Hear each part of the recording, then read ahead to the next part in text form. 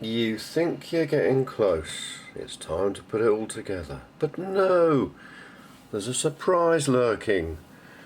You redesigned the circuit board inside that supports everything, moved the centre of this function knob, and there is absolutely no way, as you can see here, that it will actually stretch 5 positions without being obliterated down here and crashing past the end of the guide. Here's the proof. Slightly different pivot point, and it just slides perfectly 5 steps. So, I've just discovered the problem. You would not believe it. The switch I used on the original one was a 15 or 16 way with 23 degrees or something like that between each movement, so it would fit. And of course this is a 12 way, so it's 30 degrees. That is the crux of the matter. I need to rifle through my exciting drawers to try and find, because I might have a binary encoded switch, because that's 16 positions, of course. Unfortunately, I haven't got one. But it's all my own fault. How stupid. Then I went back to look at my scribblings regarding the Chronological Engine, the original one. Sure enough, not labelled, no other major notes. That's the back of a hexadecimal encoded rotary switch with 16 positions. First good news of the day, I've managed to get this out. Fantastic. I carefully, with the aid of a scalpel, prised this part apart, and the super glue slowly separated. Took lots of force, but I managed not to crack anything. Well, virtually nothing important. That is absolutely brilliant. When the switch arrives tomorrow, I can put that in and glue that, well, wire it up, glue that down. That's fantastic, because the alternative to get this switch out was to have to unsolder all these little LED connections from resistors and other wires, disconnect and unscrew the hands of the clock, unscrew all this front assembly, unscrew all the, oh yeah, and then the LEDs, the Timezone LEDs, having to pull them out, and so I'm absolutely thrilled. What we've done, we've screwed all this down, obviously, so we can take it up again, using countersunk screws from the back, so it's all flat. So I'm over there. I've gone ahead and sorted out how I'm going to arrange these 3 bits, and in the end, originally the valve, the control valve, was here, but it just looked too crowded, so I've moved it there, and it looks really nice, and it also makes the perfect exit for the cable that actually supplies the power, or in this case compressed air or steam. Yes. And obviously this does work. It's got an encoder in it, beautiful little encoder, really small, and that will actually adjust and control the different settings. We've got that, I've just fitted the flute on. And what I'm doing now is, there's the motor that's going to drive the flute. I need a pulley, and I found the perfect place for the pulley is right over there. So I'm just making a little bracket, the second one. The first one I made, I measured how high it needed to be, and the ruler got stuck on this bottom brass bit, so I've made it and it was exactly wrong. This time I've made sure the ruler's resting on the wooden bit. And to bend this, which is ever so exciting, having spent years fiddling around with all sorts of different stuff, and in there would be the vise. If you remember back a few videos, I bought myself this, I treated myself. It is fabulous. Really strong magnets on the one side with the blades, and then the socket or whatever it's called, really strong magnets on the other side. It is gorgeous, and then you can take these out, different parts of these, if you need to fold some sort of internal bend. But at the moment I've marked out where I need to do the other one. I might put the tripod there and show you how it works. It's fabulous. Oakley dokley. Well, there's the mark. So what I'm going to do, I want it to fold this way, so it's a Z shape. So I'm going to put that in there, and then line up the line with that, and then, and this is the best bit, you tighten it. Look at that. It's gorgeous. It's the same principle that really large metal folding machines use, but just on a small scale that can fit into a little workshop, and it's just perfect. Thank you very much. Right, drill and tap a hole here, drill 2 holes here so I can screw it onto the base. Ooh, and my current viewing pleasure is a classic, an absolute classic. I think it was made for the BBC a long time ago. It is brilliant, not like The Edge of Darkness that was extruded by Hollywood a few years back with Mel Gibson. It's absolutely dreadful. This is the original series. Music by Eric Clapton with Michael Kamen. Absolutely fabulous. I can recommend it. Really, really great. Another day, another cup of coffee, and it's going very well. I just pulled out this drawer actually coincidentally to support it while it's standing up, and found this old marionette I made at one stage with all the staff in the DT department.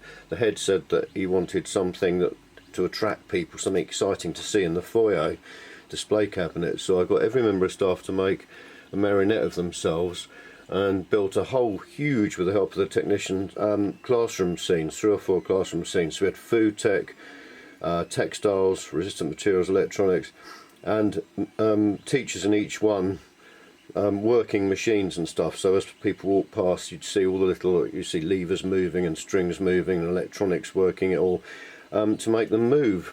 And even had some of those little digital picture frames as the interactive whiteboards in the back of each classroom scene, with examples of students' work changing being displayed. It worked really nicely, and I was walking up and down in a long circle along the front, backwards and forwards, and rigged up some really overly complicated motor system with a track with sort of, what was it, cams on it, so that my knees would be lifted up as I walked along. It's great fun. But it does look lovely. All these lovely little angles and things. Wherever you look, there's exciting stuff happening. I'm really pleased with how this has turned out. Lovely. Oh, the other thing I've decided, remember this had a weight. All the ones I've made in the past have got a weight, and when they come they've got a little weight at the top. And I've got a weight that's suitable, a lead weight, but then I was thinking 2 things. One, I can't remember whether lead is legal in America, because I know that in some states they've outruled tons of stuff, outlawed rather, so I'm not sure about that. Equally, that being judded around all over the place in a cab is going to put a lot of force on the hinge. So, another executive decision. I'm going to try and make a spring to pull it closed. That means there's not going to be any weight on forces on here on the bellows, because I can attach it to the same hook and have it coming down here. But I tried it with the smallest wire spring steel I've got, and it's just far too stiff, it's far too rigid. So that's no good.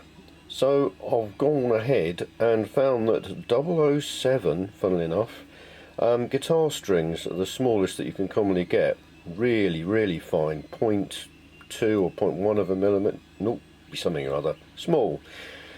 So I've ordered a load of them, because I've used them for springs once before, and it was really good because they're sprung steel. Much thinner than this, which looks like it's about 0.5 millimetre. Hopefully they're going to arrive tomorrow, so I'll have another go at making a spring to pull this closed. And also that means it's not going to be susceptible to bouncing around in the cab, because it'd be awful if it had weight on top, and every time Erin goes over a bump you get a cuckoo coming thing, flute stuff. 5 volts in to the first 2 pins, and theoretically 12 volts out from the other 2, which I have dutifully connected somewhere all around to that. Now, assuming when I switch the power on this isn't going to burst into flames or explode or let lots of blue smoke out, I'm going to put the camera on that. In fact, I might even bring it closer. 3, 2, 1. Woohoo! Look! It's working. Isn't that exciting? And it does look beautiful. Now this is fantastic, because I can now connect this to the output, one of the outputs that I've already got set up with the switched bits on and all the rest, Darlington pairs, and it's going to feed the little box with 5 volts and it's going to output 12 volts, which is enough to run that. So we still only need to have a 5 volt supply to get the whole thing working. Actually, just to get the full effect with the reflector and all, that looks so nice. What a lovely effect. Whilst I can't stop talking, I'm also painting this finally. I glued these on with super glue and then put the screws in. I've decided to keep these bits separate so that I can keep them separate basically for whatever reason. Top tip, which I've just thought of, I'm sure someone else has thought of in the past, but one of these, I've thrown this away, there are components in it. One of these little sealing bags is great if you've got a load of wire that you don't want to paint. Roll it up, squeeze it sealed to the end. What's your uncle? Look what's just arrived. Oh, joy unbounded. It's the hexadecimal binary encoded hexadecimal, that's it. So it's 16 positions, because obviously hexadecimal goes 1, 2, 3, 0, 1, 2, 3, 4, 5, 6, 7, 8, 9, 6, A, B, so I can't remember. Anyway, important thing is it's got the 16 things there. 22 degrees rather than 30, so it should all fit. Look, it's wired up and fixed in and clicks 5 times. Fabulous. And what is more, around this side, look, it's the thing, the magic box that turns 5 volts into 12, and it's just sitting under there very nicely. I wouldn't have thought this next bit would be as exciting as it's turned out to be, but it is. Finally, 1, 2, 3, 4, 5. Excellent. Actually, let's turn that frown upside down. Smiley magnetic strip. So there's the magnet, and as you can see, if I push it along, it doesn't want to go. There we are. You'll see that it jumps to the, well, that's better. So that's great. I made sure I got them all the right way up, obviously, so that they don't repel, they will attract. I've built the new handle lever thing. Things are finally looking up. Felts on there, lovely. Spaces, everything else, they're nice, and glued that on there, just waiting for that to set because I had to drip extra glue because the old glue and there's blah, blah, blah. But that's lovely, and again I've lined it up with the 2 little marks there, and what I'm currently doing is engraving the 6 first labels. As you can see, engraving takes quite a long time, especially in large areas. That's why I tend to not use it if I can avoid it. But with very fine type like this, it is perfect. So like an old, well, like a TV screen picture, it's built up, the engraving's built up as it goes backwards and forwards, switching the laser on and off. The reason that the red laser isn't being switched on off is that is just an indicator laser. Just shines a little red dot so you can line everything up. The actual cutting laser is infrared, so you can't see it, and that's being bounced.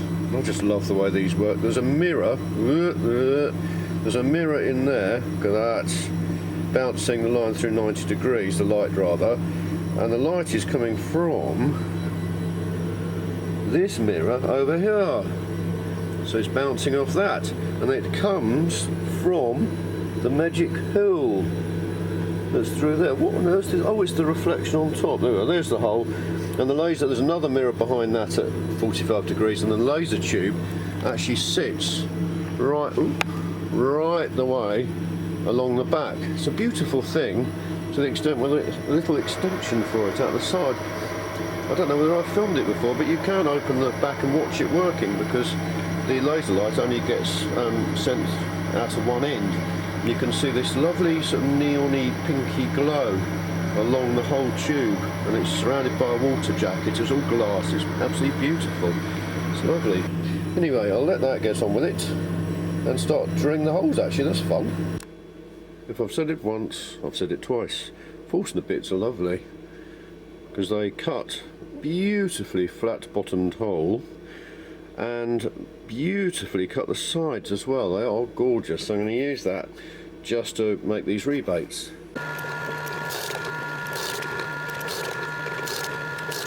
couple of top tips if you are going to stick down engraved labels like this. I always put a little ring of super glue inside on the wood first and just smear it around just to seal it, because obviously super glue is not good at porous materials, so whenever sticking wood, if you use super glue, it's good to prime it, so to speak. Then I roughen up the back of the piece I'm going to do with lay a ruler on that's horizontal as a guide.